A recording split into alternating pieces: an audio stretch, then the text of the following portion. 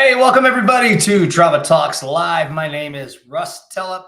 I am your host with Trauma Talks Live. I am a somatic trauma-informed coach with Brain Spotting Colorado Springs, and this is a weekly podcast where we talk about trauma, the effects it has on our nervous system, and how we can leverage that information to live the best possible lives that we can. And I have a treat for y'all.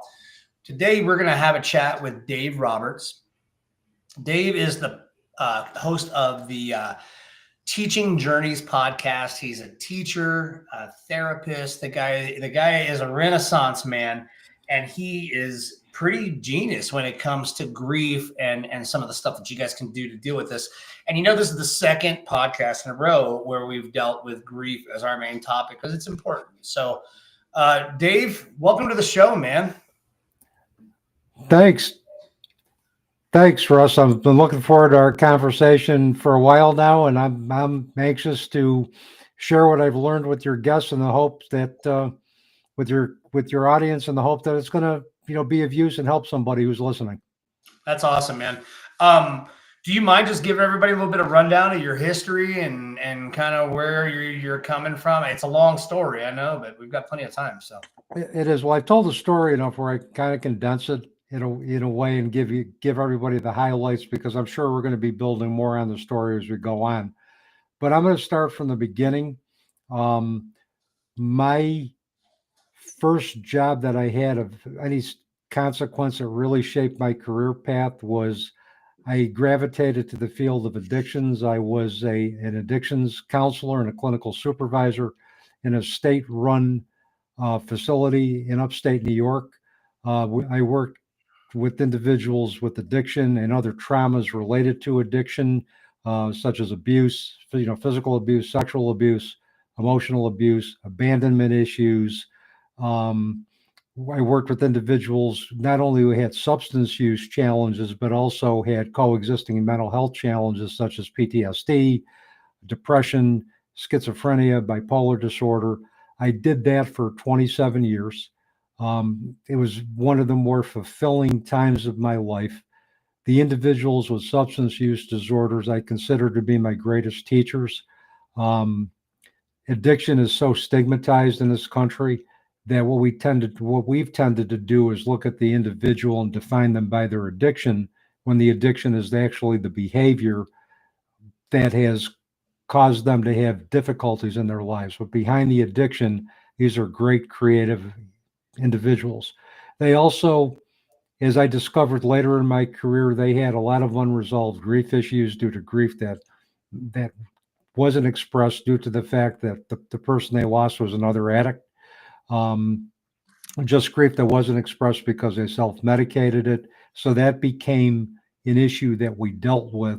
And through my conversations with them, I learned that their unresolved grief was also a really key trigger to relapse, to the return to their substance of choice. Concurrently to me teaching, to me being an addictions counselor, I did get my master's in social work degree in May of 2002, started teaching at Utica University, where I've been for over 22 years. I teach courses such as Care of the Human Spirit, Death, Dying, and Bereavement, Impact of Addiction on Children and Families. And my passion is to help individuals, young adults who are wanting to work with individuals who are experiencing trauma, giving them the tools so they can do really good trauma-informed practices. But in between, a lot of times people will have thought or asked, well, how did you go from addiction to immersing yourself into the field of thanatology? It certainly was not through professional choice that I decided to do this. I didn't wake up and say, I want to deal with death. I want to deal with all issues related to death, life, death, life, and life after death. That found me due to my own personal tragedies. I am no stranger to loss before I get into the personal tragedy that redefined my life path. My father left when I was 5 years old, leaving my mother to raise me as an only child. I found out that he had died when I was 11 years old. I found out when I was 14 that he died at 11 in a car crash. I never saw him again. And there were other losses. My mom maternal grandmother, my maternal aunt who raised me in a multi-generational household, pets. My dear friend and mentor who taught me everything about building teams, dealing with individuals with substance use challenges, supervising and motivating staff. He died of cancer in 1998, but the loss that threw me headlong at the age of 47 into trying to figure out the type of person I wanted to be and the kind of world I wanted to live in was the death, or as I call it now, the transition of my 18-year-old daughter, Jeannine, on March 1st, 2003, of a rare and aggressive connective muscle tissue sarcoma. She was diagnosed a little bit over 3 weeks after giving birth to her first and only child, Brianna. And she was diagnosed a week after I received my MSW degree, after I was actually told that I had met the requirements. So in the space of a month, I went from the joys of grandfatherhood to the joys of completing my higher education journey to being thrown headlong into a terminal illness challenges and being a caregiver to a child with terminal illness, and then dealing with the parent's worst nightmare, which is having to bury one of your children before you yourself go. Yeah, she was pretty young, right? 18. Yeah, she was 18, Russ, and Yeah. the pregnancy masked any differential diagnosis of her cancer. She had injured her right foot in a freak accident early in her pregnancy, didn't respond to traditional treatment for an injured foot. Didn't respond to to elevating the foot. It didn't respond to rest, nothing. And they finally decided they wanted to do an MRI in April of 2002, but she said not until my child is born. They did the MRI, found an undefined 8 centimeter mass at the bottom of her foot. They discovered it was a malignant stage 4 tumor, and the type of cancer that she had, which is actually called a velar rhabdomyosarcoma, the 5-year survival rate for that type of cancer was, depending on which research, was 10 to 15%, which means that Wow. there was an 85 to 90% chance that she was going to die within 5 years. Mortality rate. Yeah, that's wow. That's incredible. Yeah. And how long were you caring for her and while she was sick? Well, she died 10 months after diagnosis, and before then, just after she got diagnosed, her significant other, her cat, my granddaughter, and her daughter moved in with my 2 kids and me and my wife. So the joke on our street was how many 2-leggeds and 4-leggeds could you get into a single level ranch, and we tested that theory with, I think it was 9. But we all got along real well. We made it work, and her significant other stayed for 4 years after my daughter transitioned, so that she wouldn't have to be uprooted until she went to kindergarten. And he made sure that he got married again, but he made sure that we saw her regularly, and she was a part of our lives growing up, and she's still a part of our lives today. And she has 2 kids of her own. She's 23 years old Yeah. now. And it sounds like you still have a great relationship with her significant other, her daughter's father. Yes. Yeah.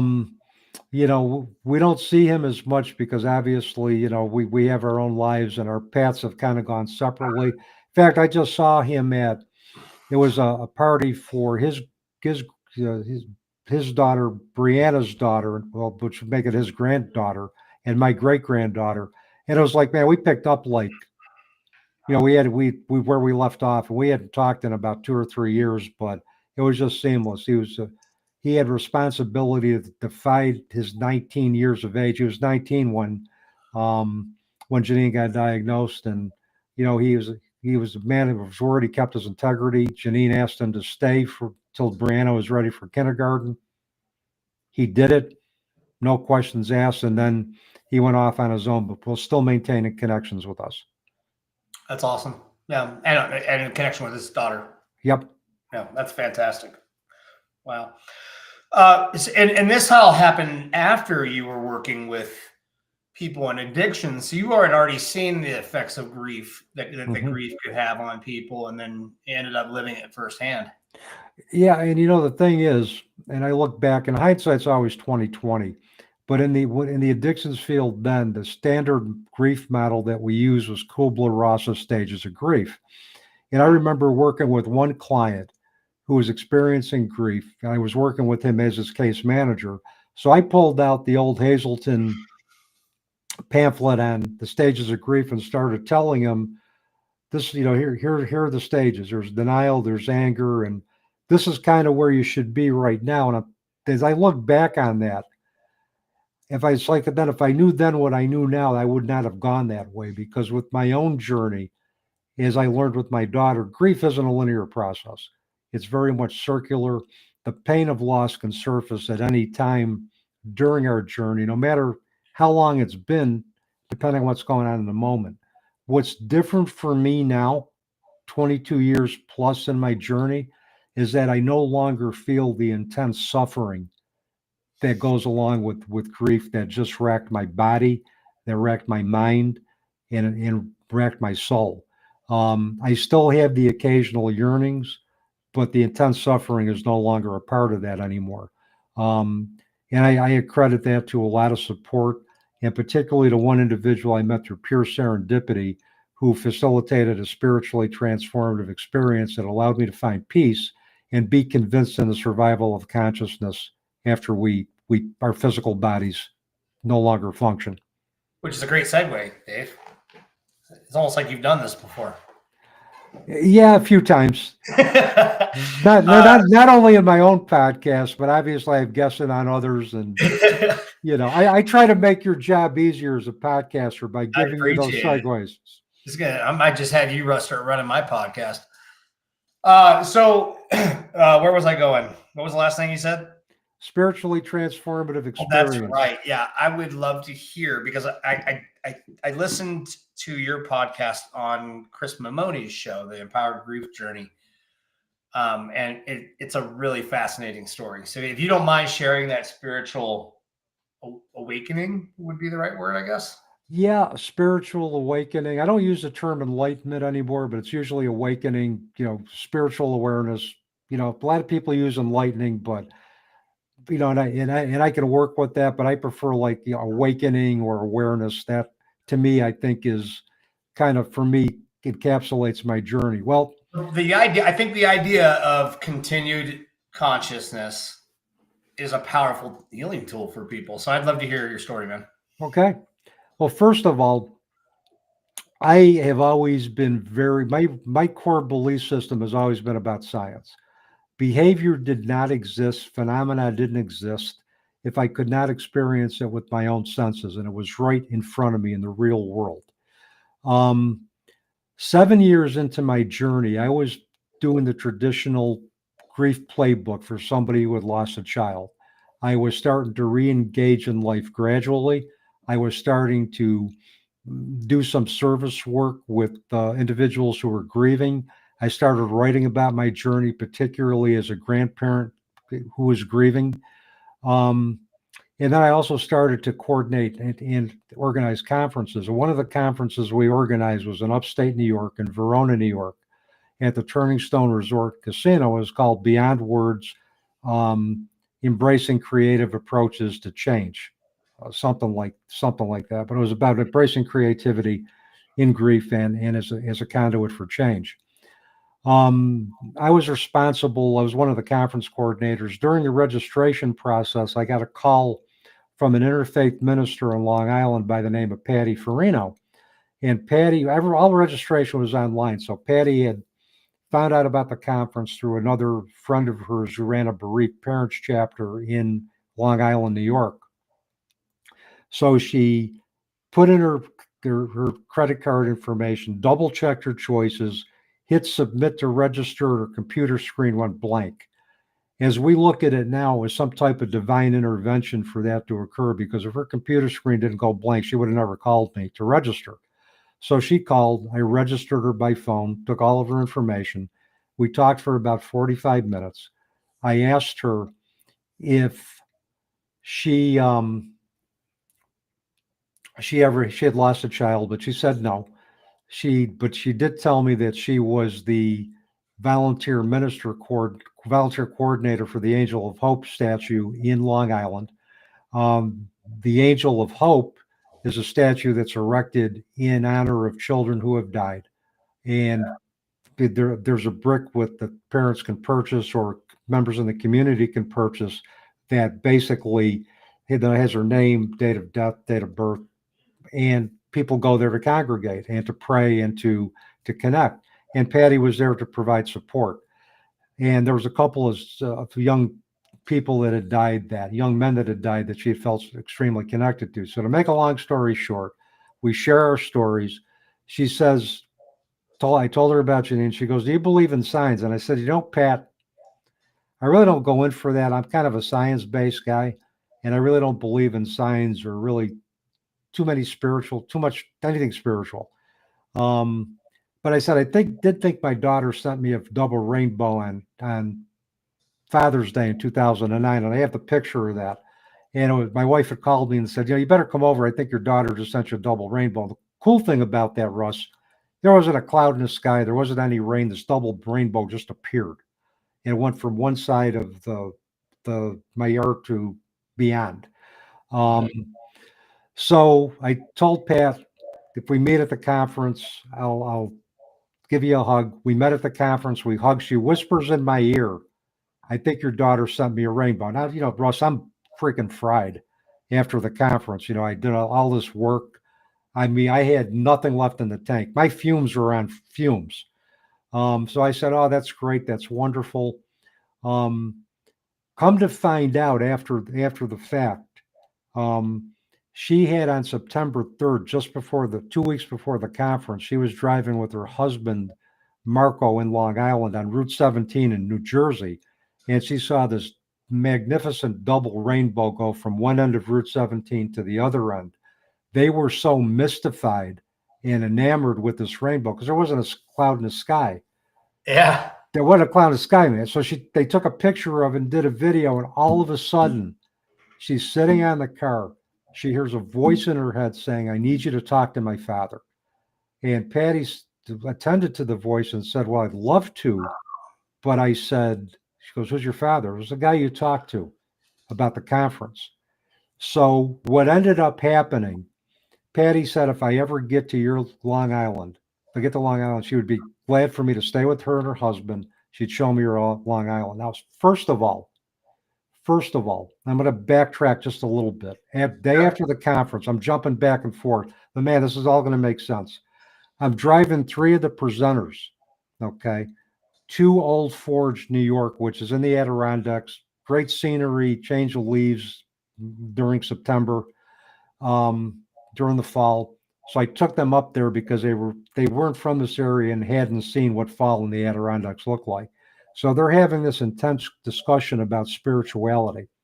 And all of a sudden, I just looked up at the sky and just said, I want to be where they are, meaning that I wanted to have more of a spiritual understanding of death to get me through the next chapter of my grief. And my soul was calling out for something that my mind and my body didn't know I needed yet. And I always have said intention is a powerful precursor to manifestation and manifesting your dreams and manifesting your wants. So she said, if you get to Long Island, let me know. You can stay with me. Come to find out, there was a workshop that one of our then colleagues was doing called Embracing the Power of Change, which ended up being a portent for what was to happen for me. And this was on November 11th, 2010, that he was doing the workshop. So we did the workshop. We went back to her house about 9:30. She said, "Get into something comfortable, get into your pajamas." I went back to her her living room, her sacred space. She had a fire going, and it was 70 degrees in November in New York. And she had a fire going, and she assumed a cross-legged position, much like my daughter would have assumed, had this young energy about her, looked at me and said, "Why don't you listen to music anymore?" And it wasn't her. and I'm getting a chill telling you this, was my daughter coming Speaking through. through her. Yeah.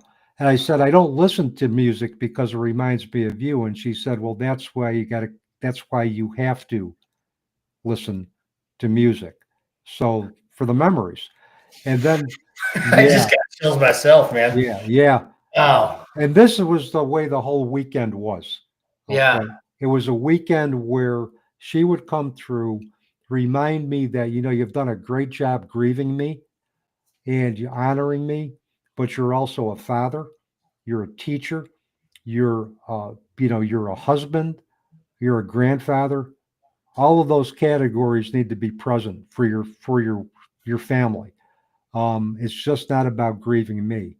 And the message was that I'm always going to be here, but you basically need to embrace all categories of your life so that eventually I could find my greater purpose in life as a result of the challenges that her death presented to me. And what I learned from that entire weekend, Russ, and in the conversations that Patty and I had, is that Jeannine has taught me that love truly exists from the other side. If we're open to it, if we're aware to it, and we're receptive to it, and can come to believe that we do live in a multidimensional universe. No, yeah, sure. So that is without it, and for 10 years I bugged Patty to write a book. I said, we got to write a book. We got to tell them what you did for me. And we got to Yep. share this with the world because it could be very helpful to them. And she was always very private. She does not consider herself to be a medium. She considers herself to be somebody who walks a sacred path, who is very much connected to the spiritual world. And she does what she does to help people, to help them Yep. find peace. And she never wanted what she did commercialized. But finally, during the pandemic, she goes, yeah, it's time. So she was in South Carolina. I was in upstate New York. We used Google Docs. We wrote a book, and I'll display it if it's okay. It's called "When the Sure. Psychology Professor Met the Minister." How the woman on the corner of Hunter and Whittier permanently altered one academic's worldview. So there it is. Yeah, if you want to put a link down in the chat, it'll go right on the video. Okay, I can. I just put a link to your podcast as well in the chat. Okay, yeah, I could do that. Or basically, if they just go on Amazon and search for when the psychology professor met the minister, they'll find it. Because Yeah. the Amazon link is god awful long, unless you do their internal link. But if they just go on Amazon, and I can send you the link later. The shorter link if you If want. you don't mind, that way I can put it in the description. Yeah, Sure. I'll throw it in the show notes. I'll just email it to you. So Dave, this interaction with her basically changed your whole life, right? Your whole perspective on loss, Mm-hmm. and then kind of prompted your work going forward. Absolutely. And here's the other question that I know your audience is probably wondering. Did I believe what happened to me? And that's a legitimate question, considering that I was so science-based, that I rejected spiritual practices, which is interesting because my mother was into tarot cards. She tried to get me into spiritual, the spirituality side of it. I just rejected it. And I vehemently rejected it. And I had come to find out later why that may have been the case. But later on in my journey, I got some understanding as to why I did that. But I believed what happened for me because I asked for it. I stated my intention to the universe that day that I wanted something more. And the universe said, well, we're going to give you something more than you asked for. We're not just going to give you a spiritual background in terms of which to help you work through grief. We're going to give you a whole different perspective that's going to help you find peace, that's going to inform who you are personally, professionally, the work that you do with clients. And I was still in 2010 employed with the state. So what I asked for exceeded my grasp, exceeded what I wanted. And I'm glad now that the universe didn't listen to me and gave me more than I asked for, but it was what I needed. Yeah, more than you asked for, but still manageable. You got it. Yep. More than you asked for, but what you needed. Absolutely. Yeah. Absolutely. So, and that's the story up until this point of my own spiritual transformation and what allowed to help me find peace. But, my story is ever changing every day. Every individual that comes into my life, every student that I interact with that has a different story always inspires me. Oh, yeah. And I'm going to continue to grow until the day that I'm called to the beyond. And I do believe there's an afterlife. I do believe that there's more to this existence than this life. Mhm. Research on near-death experiences, which has been documented since the 1800s, where individuals have physically died, their spirit has left their body, they've been met on the other side by loved ones, spiritual guides, they've been taught, they've been given a glimpse of what the afterlife is like in teachings, and they come back into their body prepared to complete their mission Mhm. on Earth. They're told you need to go back because your mission on Earth isn't over yet. Once you're done, you will join us. And they come back with a renewed perspective and a change in their worldview, which is similar to the worldview I went through after the catastrophic loss of my daughter. Yeah.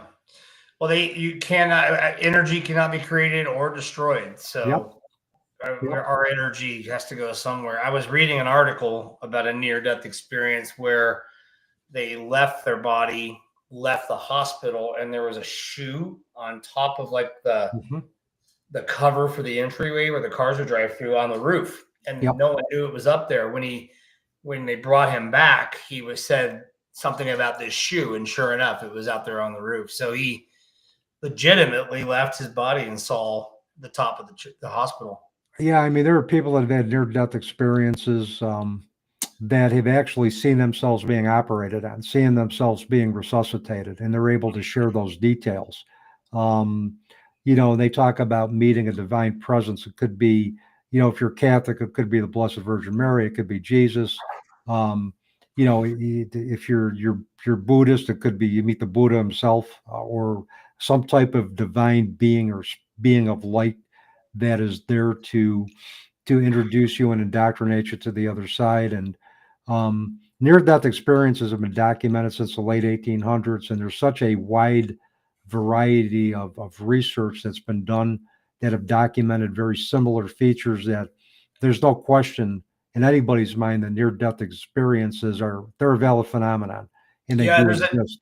there's an interesting correlation as far as like the experience to DMT as well, right? Like I've heard a lot of people's DMT experiences that follow along kind of the same themes as a near death experience, and then they call it the death chemical because they say that there's a reserve of DMT in the brain for when we do die, so that it can help with that transition. So maybe who knows? It could just be Well, gateway. that's try, and the other thing. I mean, there's always you got to the skeptical part. We need to be skeptical. Take a look at a scientific explanation. A lot of funky things happen to the brain when you die. But here's the thing: we define death in this society as brain death. That's the universal definition. When the brain stops functioning, the rest, our brain stops functioning, then we stop breathing probably shortly thereafter. One of the things that Bruce Grayson brought up, and he's the founder of the International Association of Near-Death Studies, one of the things he brought out is that near-death experiences need us to take a look at the relationship between the mind and the brain. If the brain is dead, and there's parts of our brain, I think I think the prefrontal cortex or part of our brain that's responsible for vivid imagery, visualization, hearing sounds, and individuals experience vivid visualizations, butterflies, flowers that are exponentially brighter than anything they've seen on Earth. The question becomes if the brain is brain dead, then then are these images being recalled? Seen, Which, yeah. which basically we say that kind of matter determined consciousness, and matter is primary in determining consciousness. Maybe consciousness in those cases primary in determining matter. And I mean, these are questions that these are things that I started, I started researching. I said, yeah, and I started thinking about them, and it's helped expand my belief system. It's helped me develop critical thinking. It's helped me realize that science may not have an explanation for everything, and if we can accept that some behaviors are real, but there may not be a scientific explanation for it. We can just kind of, as my friend John Turk, the author of The Raven's Gift, has said, we just are in awe of the magic of the universe. And why can't we just accept that there's magic in the universe that isn't explained by science? And I'm paraphrasing John. Well, and they also say that science is undistinguishable from magic. Yep, that's true. Yeah. So it's just science we don't understand yet. Yeah, that's it. And, so I've kind of learned to embrace some of the mysteries of the universe. And that has helped me. You also, in your story that I've heard on other shows, talk about some generational trauma, right? Yes. Yeah. Could you dive into that a little bit? Because that's really interesting as well. Well, as I mentioned, I think in the beginning of the program, my father left when I was 5 years old. The last memory I have of my father before he left was I was 5 years old. Now I'm 70 years old now, mind you, and I still remember this. This is like always going to be embedded, I think, in my DNA, this memory. I was 5 years old eating a bologna sandwich, which was my favorite food at the time. And I think my wife still says I'm full of baloney, but I think for different reasons other than my eating habits when I was a child. But and I remember him being pinned against the wall by my two uncles and said, "If you ever do anything to hurt Sadie," Sadie was my mother, is my mother. He said, if you ever do anything to hurt Sadie again, we're going to kill you. But at 5 years old, that's the last memory I had. I never saw him again. Physically, what that did to me, it traumatized me, and to what the effects that it had. I started having seizures when I was 5 years old, grand mal seizures. So they did an EEG of my brain, excuse me, and EEG or whatever. They did brainwaves, EEG. Thank you. Yeah. They did a EEG of my brain, and they said that there was a part in my brain, or there was a part in the EEG reading that showed that there was susceptibility to stress if that part of the brain was stimulated, which was causing the seizure. So I've been on phenobarbital for 30 milligrams now. I've been on, that's the highest dose I've been on since I was a kid. And I haven't had any seizures since the 80s, but I won't stop taking it because the seizure threshold tends to, if you stop taking it, tends to lower real quickly, and then you become susceptible. So that was the first impact I had emotionally. I felt abandoned. I was angry at my mother later for not remarrying to provide me a father. So that caused a lot of issues for me. I was angry at my mother for overprotecting me and angry at my father for leaving. In what was it about? It was Easter. It was like 2000, I want to say 14 or 15. Might have been sooner than that. I got an email from a person in Baltimore where my father was born. Pure serendipity again. I had written an article about my father for Father's Day. She got back to me and she said, "I think I might be your first cousin on your father's side." Gave me information about my father's parents that nobody ever knew. I never made that information public of who my paternal grandparents were. So I got in touch with her. Turns out we are first cousins. She sent me the whole family tree history. She was into chronology. She was like the ancestry DNA queen of our family. She wanted she really was focused on finding out lineage and getting people together. And it turns out that my father came from a history where there was addiction, mental illness, and when the women and infidelity, and when the women in their lives wanted emotional attachment from the males, they just beat feet and left. They just moved on. The women did? Yep, they just moved on. Yeah, they just moved on. And my father, my guess is that my mother wanted more than my father could give him, so he left. They give us, so he left. Well, I'm sure the interaction with her brothers didn't help. No, no, but there's also some other things that occurred. He had Sure. stepped outside of the marriage, and this is the other part of the story. And he had fathered a child from another relationship. And through the wonders of ancestry DNA in 2022, 2021, I found out I had a sister. Or 2022, I found out I had a sister. 2021, I found out I had a sister. And, younger sister who lives now in New Mexico. And we've had a great relationship. So, but here's the other thing. I had a context now for my father's leaving. I knew that he couldn't stay in a traditional marriage because it was not in his DNA to do that. His history couldn't change his history. His history was inextricably woven into his DNA. He left. I determined that he left not because he didn't love us, but he left because he did. He did not want to see any further harm come to us. I deduced this with the help of Patty, who we were having a conversation about my father, and she goes, I'm sensing your father. He's got his head buried in his hands, and he's upset because he left you. He's upset because he left. And at that moment, this was after I met my cousin, I had a context for his leaving. And I told him, I said, Dad, I forgive you. I said, I understand. You don't have to worry about it anymore. You don't have to beat yourself up. Yeah.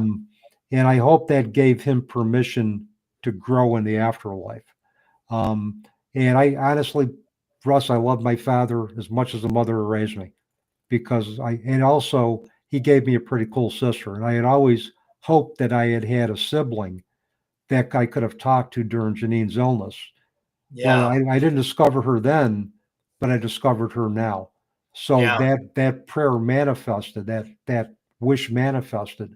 And I'm just glad I have her in my life now. I know I'm learning what it's like to be an older brother. So, yeah, that's fascinating. My mother had a similar experience where until my grandmother and my grandfather, who was her stepdad, passed away, she had never looked up her real father. And then she looked up her biological father afterwards and found out she's got some brothers and a whole family down in Florida. They've since relocated to Florida, and she's down there with all her family and just absolutely loved it. It's amazing. Yeah. It's really cool. Yeah. And then my mother, Patty always said, have more than one spiritual teacher. Just don't rely on me. And after I met Patty, it had to be about a year or so after, I met a shamanistic holistic practitioner by the name of Susan Roback, and she does a lot of body energy work that releases a lot of stuck energy, releases a lot of trauma. And I had a conversation with her about my mother. And I said, boy, I was angry at her for overprotecting me. And to the point where she's just like stifled me. And then the next month, I met with her. She goes, let's put you on the table. And what Susan will do is, if she'll do something called a soul journey, she will just go deep in. She'll go deep, see what she finds if information maybe from other lifetimes, other dimensions, other worlds. And she after she did the soul journey, said to me, she goes, what I saw was a little boy, 4 years old, in Egyptian or Roman times, in a chariot with his father. The chariot overturned, killing the 4-year-old boy. And so I gave some thought to this. And, a lot of times spiritual awareness is about making connections in the real world to create some awareness. Sure. So I put this together, what Susan saw with the discussion we had about my mother's overprotectiveness. And also at that time, I also began to revisit and also believe in the fact that we've had past lives. And that was through the influence of Brian Weiss's Many Lives, Many Masters, that our souls have lived many incarnations in the physical form. And so I started thinking, I said, wait a minute, what if I was the child that died in Egyptian times? What if my father was my father in this lifetime, and my mother in Egyptian times was my mother who couldn't save me from dying? What if our souls contract after we both, we both, died and went to the afterlife. What if our souls contracted to have the experience as mother and son, but my father contracted. My father was going to leave. My mother was going to overprotect me to the point where it would anger me because she didn't want to lose me again. So this was her soul resolving the karma from a past lifetime where she couldn't save me. So I Wow. so I had a context for my father's leaving, his history, and I also had a sacred explanation for my mother's decision to overprotect me. Now, Russ, you or anybody in your audience couldn't consensually validate my experiences. Sure. But for me, I know what those experiences did to transform my worldview. I know what it did to promote ancestral healing and peace. All the therapy I did in the past didn't help me come to peace with this as quickly as the work I did with Patty and as quickly as 2 sessions with Susan about Wow. my mother. And I have an ancestral altar that I call up over my desk, and I have pictures of my father, my mother, with me as a child, and they're a part of my soul family, and and those who I rely on for spiritual guidance and for inspiration. So, That's um, interesting. I have a family wall so my father and I had a very poor relationship. He was very abusive. I didn't really have much of a relationship with my mother, unfortunately, because I lived with him and was living through all that abuse. But now I have out there a picture of them on their wedding day. I think I have a picture of her in her dress and then her holding me as a baby. Because even though I didn't have a great time with my dad, and even though that yep, relationship wasn't very positive, I'm still here because of him. yep, And and the other thing that I started to realize is for him to be the kind of person that he was, he had to endure some abuse too. yep. The people aren't born like that; they're No, created. So yeah, yeah. I mean, we're born out of love. I mean, we're born with love, and there's love in the afterlife, from what I've read and from all accounts of individuals who've had near-death experiences. We're born with love, but it's the contracts of the human experience and the issues and challenges we run into and the conflicts that really they really kind of mask that. And but in the afterlife, again, from what I've read, there's no anger, there's no revenge. It's all about love, light, and bliss. And um, the behaviors that we've engaged in this life is eventually, from a sacred perspective, for the greater evolution of our souls. And we have the option to come back and do it again if we want to. The Mhm. soul has free will as much as if human flesh has free will. So, um, and if I told you 22 years ago I'd be talking like this, or even 15 years ago I'd be talking like this, I would exercise my right as an addiction counselor to do a rapid drug screen on you. So my question now then is, Dave, with how your view of life, death, and the afterlife has evolved through your experiences that you've had with these people you've worked with. What is your belief system now about what the afterlife is and how we can reconcile with it? Well, I mean, for me, and the afterlife is a place that's going to be characterized by pure love, pure bliss. I believe that we have other functions in the afterlife. From what I've read, I believe that we will do different things in the afterlife. I've read about children who have transitioned early, um, who have served as inspiration or as communicators with mediums trying to help find missing children. So I believe that our life is going to continue. We are going to continue. It's going to be in a different form, in a different dimension. Um, and basically what I believed is that um, you know death is basically now a rebirth into a new existence. Is that we leave one part of our existence and continue in another, and we do have the option. Our souls have the option to come back into the physical experience to experience what we need to experience for the evolution of our souls. And Brian Weiss has talked about our souls. We have soul families. They're soul groups that travel together over lifetimes and they contract for different relationships. Hell, Russ, you and I could be part of a soul group. We might have been connected in a previous lifetime. And so for me, I think once you realize that there are other dimensions in the universe, and I'm paraphrasing this from the Afterlife of Billy Fingers, once you realize that there are, that we live in a multi-dimensional universe, you won't look at life, death, or life after death the same way again. And in some ways, I challenge my students. I ask them when we talk about the spiritual aspects of death, the question that begs to be asked is that, do we really die? Or do we just go on in a different form? Do we go on in a different form of energy? Is our death just a rebirth into a new existence? So I believe that our existence is ongoing. I also believe our version of the afterlife can be anything we want to create.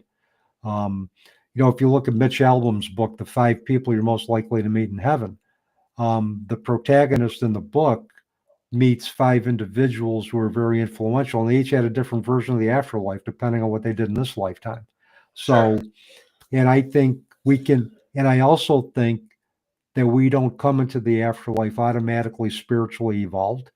I think if there is work that we need to do from this lifetime or previous lifetimes, it's kind of like, we're at that particular level, and then we continue to grow as we master those levels. So I believe it's just a whole new level of existence that we are all going to be. And I don't believe in a dualistic philosophy. I don't believe that we're going to be banished to the bowels of hell if we've done some, indiscretions in our lives. I think if we're willing to forgive ourselves, I think God is a forgiving human being, and I think if we can be open to that, and forgiveness is just the kingdom of heaven, or however you look at it, the pure spiritual bliss is open to anybody. I believe that. It sounds similar to like Gnosticism almost. Yeah, I'm not familiar with that school of thought. So you got it's a form of Christianity that was popular in the 1st and 2nd century, and the idea was that the earth was created by a non-benevolent force, right? And that Jesus was here as a way to try to bring about a certain amount of knowledge that will then allow our soul to evolve to the next plane of existence. Yeah, and similar to like Indian, and what's the word? Reincarnation. Yep. Yeah. And there's a lot of religions that believe in some form of reincarnation. And I do believe that. I do believe that. And there have been Ian Stevenson and Jim Tucker did some reincarnation studies in the early 2000s of there were 2,500 cases that were presented to them of children whose parents believed they had reincarnation experience. They were coming in remembering memories from a past life, and they found 50% of those to be solved. In other words, 50% of those were valid reincarnation experiences. So yeah, I mean, from what I've researched, from my own experiences with Patty, and from working with other spiritual teachers, man, I don't believe this is our only existence in the physical realm. I believe that we will continue to go on with the option of coming back into the physical realm for our soul to learn to evolve and continue to evolve, for the greater good of our souls. So that's what I believe. Yeah. So, what are you doing these days? You've got a podcast. You said you guys just recently wrote a book over the pandemic. Can you tell me a little bit more about the book, the podcast, and kind of what's going on in Dave's world today? Well, certainly I'm retired, I think, and probably with a bunch of parentheses around it, because I'm busier retired than I ever was working. So, but the book is When the Psychology Professor Met the Minister. It's a book that's broken up into 3 parts. The first is about the spiritually transformative experience, and we go into detail with that helped me find peace after my daughter's transition. We talk about part 2 is called Something Greater Than Ourselves, about life in a multidimensional universe, about the power of storytelling, honoring the past as your teacher, And the third part of the book is for present and future generations, how to achieve wholeness, how to embrace critical thinking, to transcend challenges. And so that's it for the book. We've gotten really positive reviews on Amazon and on our author website. We've been very happy with the response of the book. The book was published we rolled it out on March 1st, 2021. March 1st was the date of my daughter's transition to a new existence. Oh, cool. So we rolled it out then. Yep. The book is 4 years old. It's a relatively young book, but I believe you could pick this book up 10, 20 years later, and now you're going to get something out of it.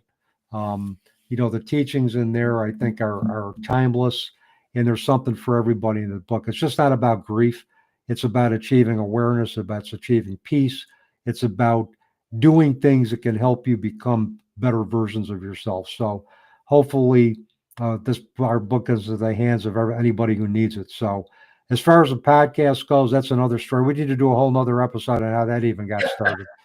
But I've been doing it at the behest of two very pain in the butt students that I had at Utica University who persisted for a year in telling me to do a podcast because I needed to bring the teachings from the death and dying classroom into the podcast world.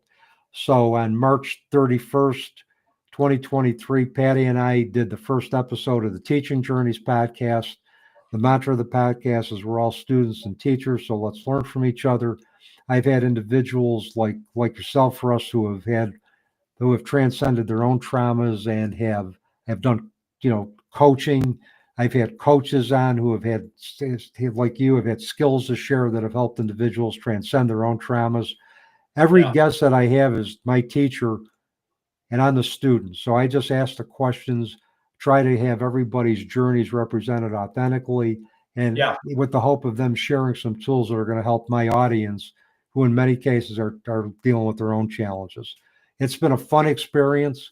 I've discovered that the podcasters, we have a great community of support. We support each other. We refer guests to each other. We bounce ideas off of each other. And that was something I hadn't anticipated, was that bonus of community. And the collaboration is fantastic in the community. And I'm going to be close to 200 episodes. I'll be 200 episodes, I believe, by the end of the year or the beginning of next year. And I never thought I'd get that far, but the podcast seems to have a life of its own. I've been blessed with referrals from podcast agents, other podcasters, satisfied guests. So as long as the demand is there, I'm going to keep doing it. Well, I can tell you, I was on your podcast last week, actually. Yep. And it was a great experience, man. You're a great interviewer, and I enjoyed your vibe, which is why I asked you to be on mine. Hey, before I let you go, I would love it if you have any advice for anybody. In fact, I was just right before we got together, I was meeting with a young lady who is dealing with a suicide. Her partner died by suicide in July. But man, people dealing with grief, obviously, it's just so overwhelming when it happens, and there's so many emotions happening, so much going on in your head. What is the first thing that people should really try to focus their energy toward to start that recovery process? Well, first of all, is show yourself grace. Show grace to yourself. I've said this on other podcasts, and this is going to probably sound very cliche-ish, but grief certainly is a marathon. It's not a sprint. There are going to be good moments. There are going to be sad moments. There's going to be emotional ups and downs, but it's normal. It's part of the journey. Ride the wave. Realize that you can learn from everything that happens with you, even if it's just the understanding that you can survive before you can thrive. And I think we have to survive before we can thrive. We have to wallow in the muck of our grief before we can wallow through it. And in doing so, as I've learned later in my life, grief has been one of my greatest teachers. It's taught me a lot about resilience, about developing resilience. It's taught me a lot about, tapping into the better parts of myself with compassion, with empathy. But the other thing, particularly with very traumatic losses, suicide is traumatic. It's stigmatized. There's a lot of shame and guilt that's associated with those that are left behind. There are questions about could I have done more? Could I have recognized the signs more? Could I have done something to prevent this? And the thing is I hope individuals understand that nobody's death is anybody's fault. No. It isn't. I mean, I beat myself up for 2.5 years thinking that I should have had prevented my daughter from getting cancer. I should have protected her. I should have protected her from getting a disease that was inevitably incurable. Um, and I realized that given the hand of cards that were dealt to me, I did the best that I could. And what I knew that I did is I loved my daughter immensely. Uh, and that love is always going to carry. And I know that anything I did for her was out of love, that I had no control out of anything that happened. In fact, I wanted her to get another clinical trial. I begged her to do that. And she said, no, I want to be here with my family. I want to be here with my daughter. I want to be here with my friends. And I want to be here with my parents. And so what I learned is that she taught me that we live life on our own terms and we die on our own terms. And that's what she wanted to do. She wanted to live life freely. She also wanted to die on her own terms, and she wanted to die freely. And I've learned that now. But show grace. Please don't blame yourself for not seeing what could have happened. And for those that have experienced traumatic loss, especially due to suicide, don't judge the totality of a person's life by their last act. Don't do that. Yeah. Don't do that. Individuals who die by suicide are people that are overwhelmed. They don't feel that there's any hope for the solution to their problems. They feel that they're a burden, and they end up taking their lives. But don't judge a person by their last act. Take a look at the totality of that life. Yeah. Very well said. I did have one more question that just popped up to my head while you were doing your closing statement. That's all. So we're not closed yet. Your granddaughter. How is your granddaughter doing? She's great. She's 23 years old. She has a couple of kids. She's doing, the thing is that her father made sure that she always knew the history of her mother. We made sure that she knew who her mother was. In fact, one of the more surreal moments I had with her is I had a DVD. Now we're going old school, Russ.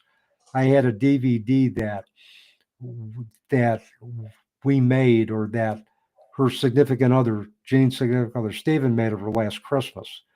And we sat and we watched that video. My granddaughter and I, about 2 or 3 years ago, watched that video, and because I wanted to see how much love her mother had for her. Sure. And her mother also filmed other moments where she was holding her, where she was playing with her and walking.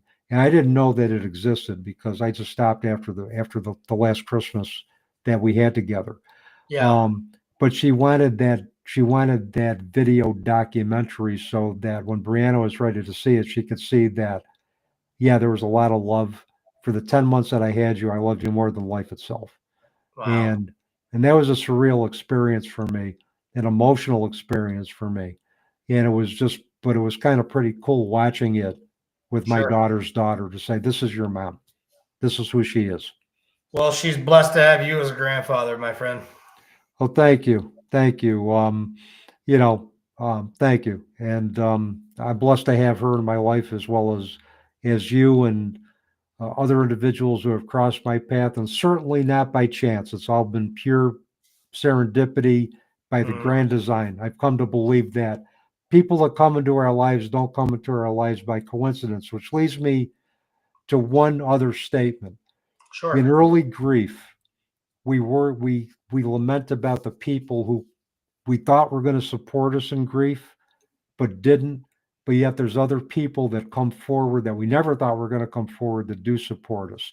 Celebrate those people that are in your support group now. Don't spend a lot of time lamenting over those people who aren't there.